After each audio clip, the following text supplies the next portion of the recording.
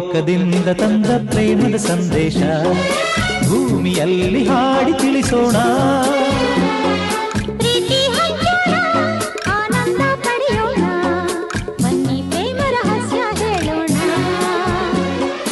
ಜೀವನವೆಂದರೆ ಪ್ರೀತಿ ಎನ್ನೋಣ, ಲೋಕದ ಸೃಷ್ಟಿಗೆ ಪ್ರೀತಿ ಕಾರಣ.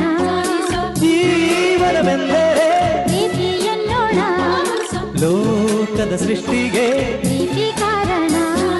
ಪ್ರೇಮ ಲೋಕದಿಂದ ತಂದ ಪ್ರೇಮದ ಸಂದೇಶ.